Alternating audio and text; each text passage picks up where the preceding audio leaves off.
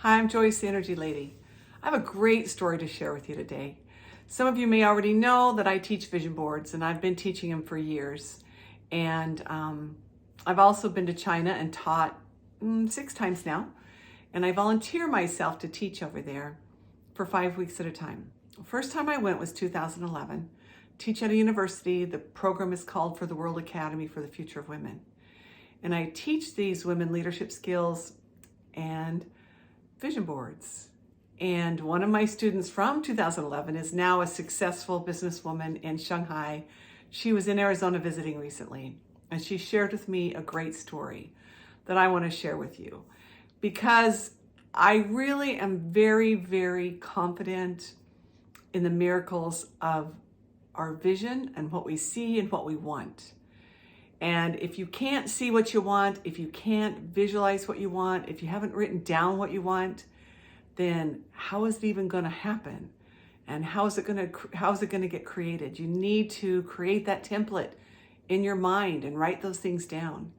And the story she shared with me is that she was actually, because now she is an alumni of the program that I taught at, she is now volunteering her time to teach at the same program. And she was there on campus in China last October teaching.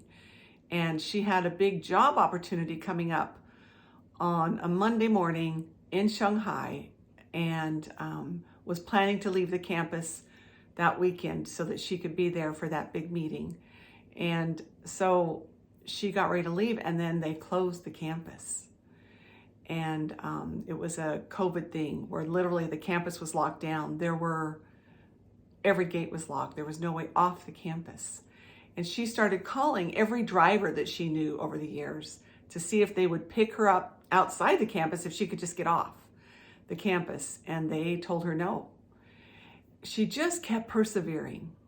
And the reason why is because she said, Joyce, you taught me to know that it's going to happen. If I want something to happen, it's going to happen. And she said, I knew I had to have this meeting with this big company on Monday morning. And I had to get there. And I was going to get there. And so she made a bunch of phone calls, finally found a driver who would meet her. He said he would take her to the border where there's barricades. And one of her students even said, if we have to, at night, we'll kayak down the river by campus and get you off campus that way. She finally got some of the campus authorities to agree as long as she signed a paper saying she would not come back to campus. So she got out the gates. The driver took her literally to the barricades where he said he was going to take her. And then he left. And he said, this is as far as I get. And she goes, can you take me further? And she said, no. He said, no. He then asked a truck driver who was near if he would take her across the border. And he said, yes. So that's another little miracle. Then the next miracle was she had a COVID test that was 48 hours old. You needed to have a 24-hour-old one at the gate, at the barricades. So this truck driver showed his test on his phone. She presented her test on her phone, and it showed up at 24 hours. Another little miracle. She got across the border. He stopped, and she said, can you go a little further? He goes, well, okay. And he kept stopping, and she kept saying, can you take me a little further? Can you take me a little further? And he just kept taking her a little further. Finally, he said, you know what? I'm going a different direction. I can't go any further. This is it.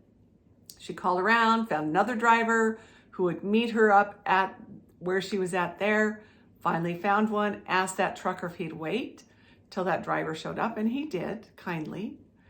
And the next driver showed up and took her to the train station. If any of you have ever been to a train station in China, it's crazy, and there's massive amounts of people. Because of the shutdown in the city, she said, you know what, Joyce? There was not a single soul at the train station.